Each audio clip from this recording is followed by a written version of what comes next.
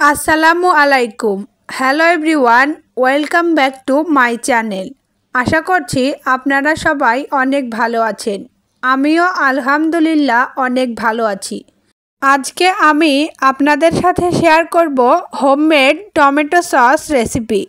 বাড়িতে খুব সহজেই আপনারা টমেটো সস তৈরি করতে পারবেন এবং সংরক্ষণ করে খেতে পারবেন বহুদিন।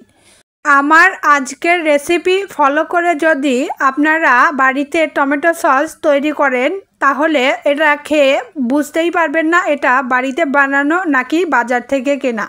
তো চলুন মূল রেসিপিতে চলে যাওয়া যাক। এখানে 2 কেজি পরিমাণ পাকা টমেটো নিয়েছি। একদম লাল লাল টমেটো নিয়ে নেবেন, এতে টমেটো সসের কালার অনেক বেশি ভালো আসে। টমেটোগুলো ভালোভাবে ধুয়ে কেটে নেব।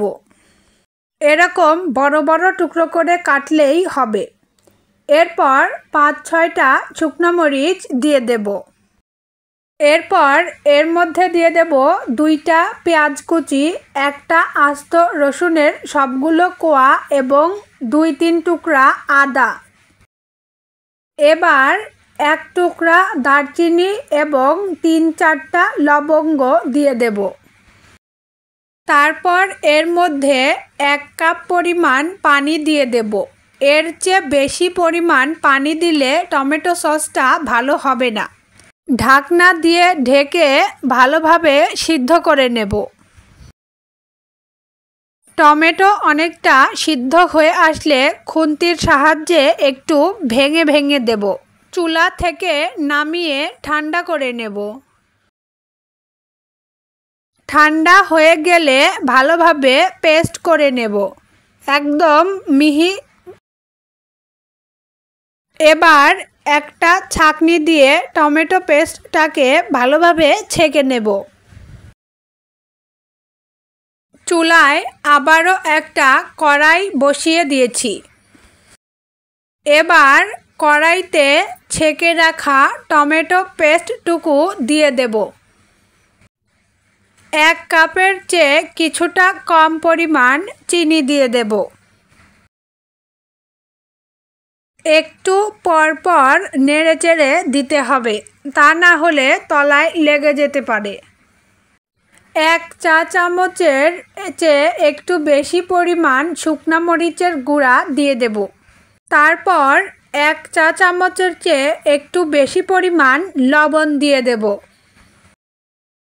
তারপর ভালোভাবে নাড়াচাড়া করে দেব। এবার একটা মেজারিং কাপ বা ছোট বাটিতে 1/2 কাপ পরিমাণ পানি এবং 1 টেবিল চামচ পরিমাণ কর্নফ্লাওয়ার মিশিয়ে নিয়েছি, সেটা দিয়ে দেব। তারপর অনবরত নাড়তে থাকব, কারণ কর্নফ্লাওয়ারের মিশ্রণ দেওয়ার পর খুব দ্রুত এটা ঘন হতে শুরু করবে।